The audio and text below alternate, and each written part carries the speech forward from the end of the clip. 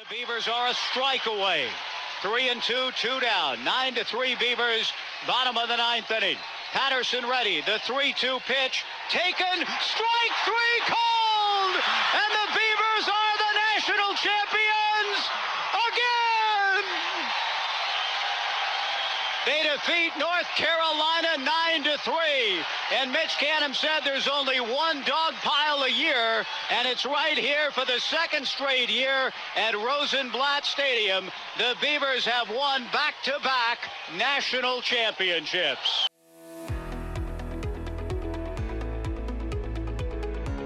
Welcome back to Coach's Corner. Sean Cross, the Associate Director of Annual Giving for our Beaver Nation. Standing in the Alumni Lounge at Goss Stadium because this month's guest on Coach's Corner is Pat Casey head baseball coach Mitch Canham. Coach Canham is entering his 7th season as the head coach of Beaver Baseball, where he's accumulated over 200 wins and led the team to the College World Series last season. As a student athlete here, Coach Canham was an All-American catcher and captain of the 2006-2007 national championship teams, first 2 national titles in program history. He went on to play professional baseball for almost a decade, and then became a manager and a coach at the minor league level before being named OSU's head coach in 2019. Thank you for joining us today, a couple weeks out from the season starting, so I know how busy you are, but I appreciate you taking the time. So your program legends, right? Captain, catcher, played for the first 2 national championship teams, or integral part of that. Then you played professionally. What was it always a plan for you to become a coach, become a manager? Or was that something that in your career at some point you decided, and what was the motivating factor for you? There's so many pieces that led up to wanting to coach.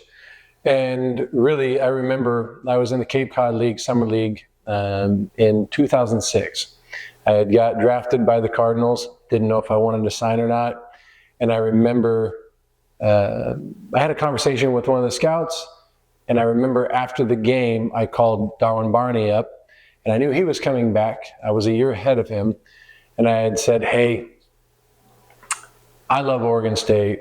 My goal coming to Oregon State from the get-go was to get a degree, to be the first person in my family to have a college degree. And I knew that was going to take 4 years of commitment to get that done. And I'd only done 3 years, so I was short of my degree. And so I said, look, this is more money than I've ever had in my life being a broke kid, but I want to finish my degree.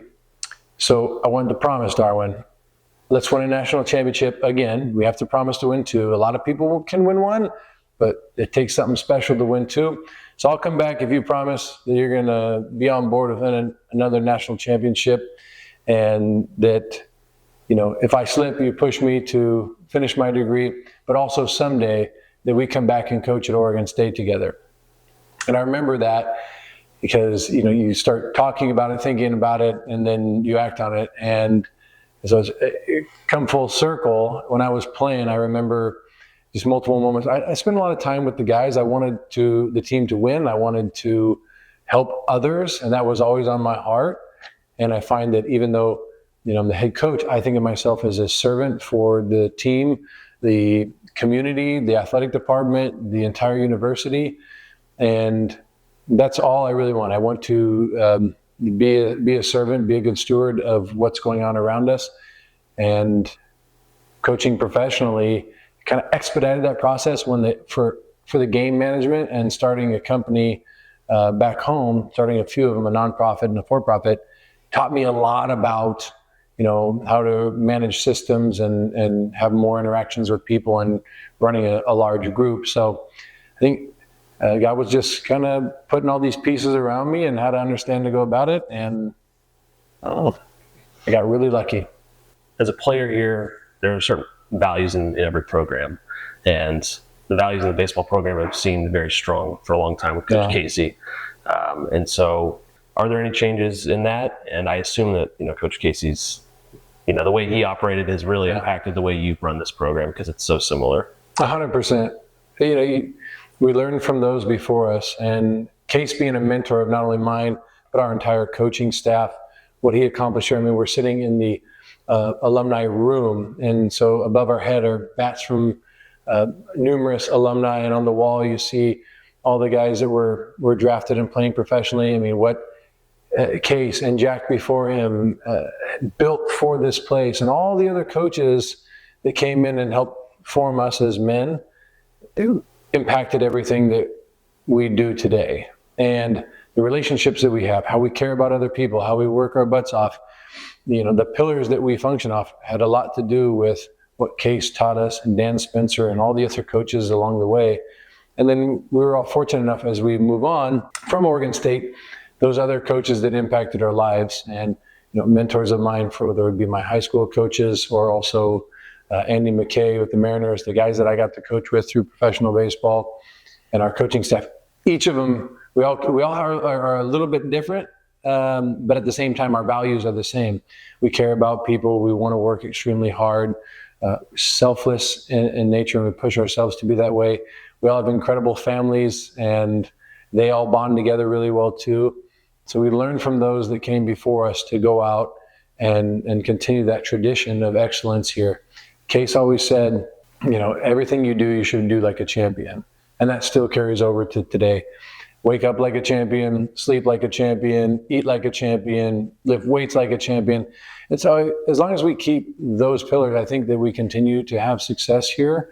And success, it's funny, everyone is going to put a value on what that really means. And the way that we see value is winning each and every day, but also what are our guys like 5, 10, 15 years down the road? And so now, having this being the 6th year, you're starting to see that from our alumni, just how incredible these young men are, and that hopefully we're impacting their lives as well, so that when they move on, they're accomplishing great things and have a solid foundation of what to do and what not to do. You've seen OSU undergo a lot of changes, go through a lot of transitions as a player, but certainly more as maybe as a coach, with pandemic your first season, NIL, transfer portal becoming more prevalent. Yeah. So what have you learned about yourself? What have you learned about the student athletes that come through here? And what have you learned about Oregon State through this last 6 years? The learning never stops. I got a call from a friend. He goes, "So you want to be a head coach, huh? You're seeing all these things happen. You take on the role, and every year, every month, every week, every day, there is constant change." And so I think of it as being out in the ocean and the waves continue to hit. You don't quit rowing. You just keep plugging along, and you put the right people in the boat so you can weather the storm. There's going to be highs, there's going to be lows perceived, but it's being able to control those as much as you possibly can and not fret when there's things out of your control. When COVID hit, you're thinking, how can I best prepare these guys today? Can't always be around them. The portal has its own, many different unique things that go along with that. What we try to do is find out, how can we continue to communicate with our guys at a high level based on the situation, the hand that is dealt with us? How can we motivate these guys and to see that today is a blessing, regardless of what else is going on? And so it's one of those things. I'm very grateful personally for the preparation that God has put in my life prior to being here. I've always felt that He is giving us opportunities and gifts to prepare for what's to come. We don't know in the moment. I was telling the guys this morning as I was in the training room, I've had a handful of surgeries. We're touching on 17 right now. And each perceived hardship that has happened in life is really a blessing. So the recent injury I've undergone, I look at it and I'm like, man, this is actually such a great thing. Now I get to be in the training room and spend more time with guys that are young and in the training room, which I remember those days, having a few surgeries in college. It's hard. You feel distant from the team, like you're not producing any value. And so your self-esteem, your self-worth, you just feel so much less of what you should feel. And so I get the opportunity every day now to go in the training room and shine a light, be positive, get excited about, the recovery process and being there with such incredible people that are taking care of us. And those are just little touches that I may not have got if I didn't have this thing. Could I take the other path? Sure. And so you're constantly put with this fork in the road. Which way do I want to go? And I think God has armored me and put enough amazing people in my life that not all the time, but as much as humanly possible, to continue to take that path of joy and gratitude for whatever comes our way. So when somebody makes a gift, whether it's, becoming a member of the dugout club or becoming a member of your head coach's circle, or just making a gift to baseball, what does that do for your program today? What does that do for your program for the future? It's wild. Philanthropy was something that, again, I've been very fortunate to be around amazing people and educate me on the power of giving, whether it be time or finances. And we've already seen what this has done for this place. And I want our players to know. Every time a gift comes in, I share it with our players at our stretch time, or when we're on the field, or when we're sitting down and having a meal. I want them to know how special this place is and how many people care for you as student athletes, for this program, because they're part of the Beaver family. Because what we can go out and do is inspire the youth and change the world. And this is our platform to go out and do that. And yes, we like always need support and continue to grow so that as we climb the mountain, we have a larger reach. And we've seen that with our center field, with our pitching lab up in McAlexander, with the turf, with KC Corner, with banners in the new clubhouse. And now this training room has been incredible, especially for guys like me that need to hit the sauna and use the hot and cold tub or an inversion table, you name it. So we can keep going out there and doing our job.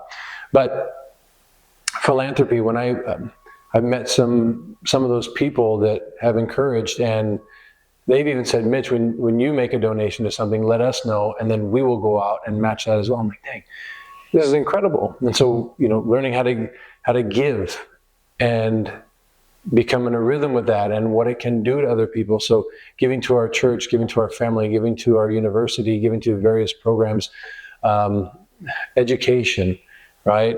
And so when people give to us, it's not just for facility enhancement, it's also for, student athlete benefits. Like how can they a lot of our student athletes are from out of state. I'd say from the numbers that I looked at, about 78% of our student athletes right now are international or out of state. And that has a higher cost to come do this. And so when we can put stuff, together and help increase our student athletes' benefit package, that's huge because it takes a lot of pressure off their families, takes a lot of pressure off of them to go out and train and perform. And this last term we had a 3.6 GPA. So our student athletes, you can see the worry of going out and having to get another job or something like I did in college. I had a job and I was trying to be a student athlete and a student. But the way that student athletes train now is incredible. They put in a ton of time. And so also the cost of attending school is quite heavy, and it can be on families.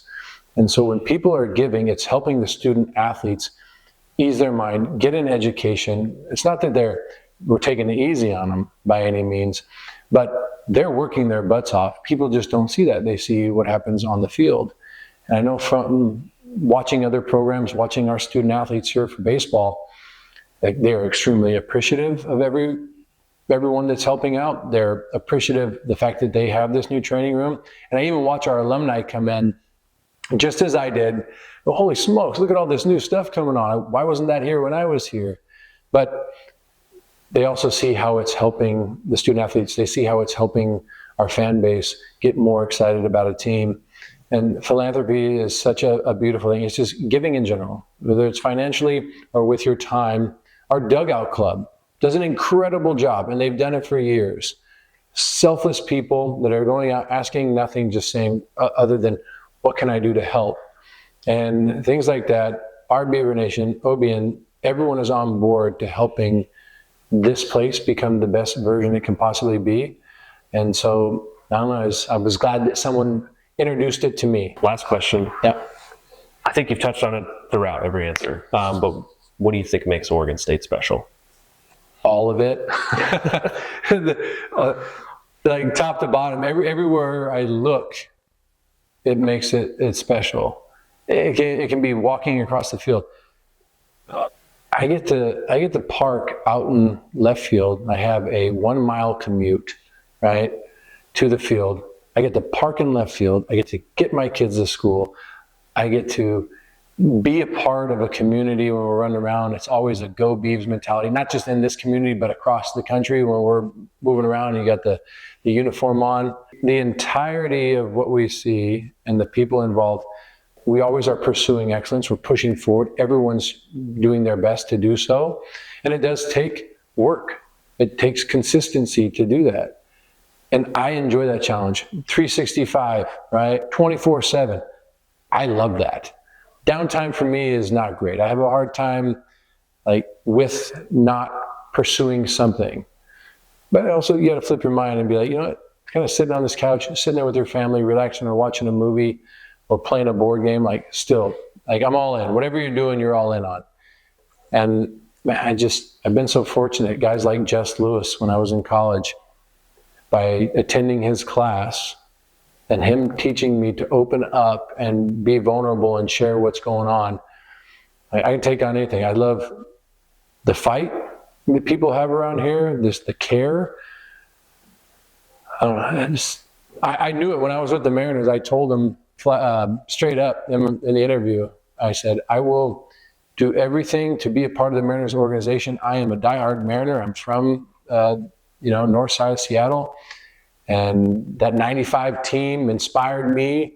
I always wanted to work there. I called them every year when I was a free agent. You guys need a left-handed catcher? No. Well, eventually, do you need a coach? There it is. And they knew from day one. I told them, if I ever get a chance to go back to Oregon State and coach there, that's the only job I'll ever leave this one for.